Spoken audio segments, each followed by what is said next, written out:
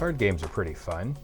Whether you're playing party games like Apples to Apples or Cards Against Humanity, or something more structured like Chrononauts or Lunacy, or maybe a collectible card game like Yu-Gi-Oh! Or Versus System. Have you ever wanted to create your own card game, or maybe just manufacture yourself a good time from a print-and-play game you just downloaded? Well, we're going to tell you how to do exactly that. Welcome to part 1 in our series of making cards, single-layer cards. This is the fastest and easiest way to make your own cards. It basically only involves 2 steps. Step 1. Print out your cards. You can choose any material you like. We're going to print out some cards for cheap-ass games as The Big Cheese on regular copy paper and some on 65-pound cardstock that we had on hand. Step 2.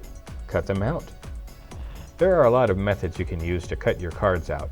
The most basic of these is simply scissors. We don't recommend this. It's rather laborious, especially if you need super straight cuts and have a lot of cards to produce. You could use an X-Acto knife, but to do this you need a cutting mat. Do not attempt to use an X-Acto knife without a cutting mat since you're going to destroy your table. It also helps to have a metal straight edge handy. It must be metal. If you use a plastic one, you will shred the edge of your ruler. Still though, it's quite a bit of work for the results you get, so I wouldn't bother with this unless you have some irregularly shaped cards.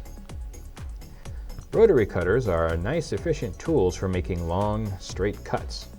Once again, you will need a cutting mat, lest you destroy your table. In addition, once again, a metal ruler or straight edge is recommended.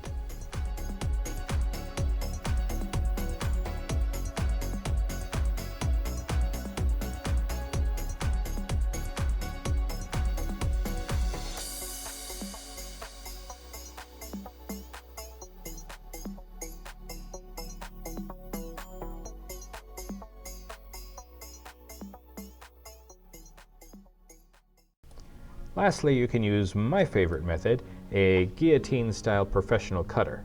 Admittedly, it can be dangerous in the wrong hands, but experienced school teachers like Jason have no problems getting the most out of these paper choppers.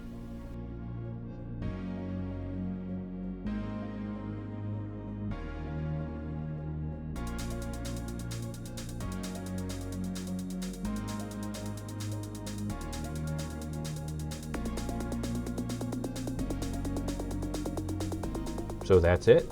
How did the end products turn out? Well, not great.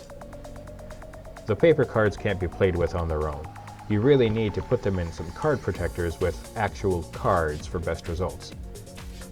The cardstock cards do well enough, but with repeated use they're likely going to wear down.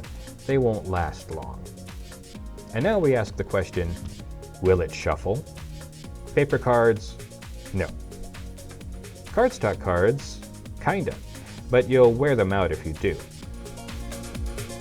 You're better off saving the plain paper cards for just playtesting a card game project in progress. The cardstock cards you can use for the same purpose or for a game you only plan to play once or twice. For anything more, you're going to need to make way better cards.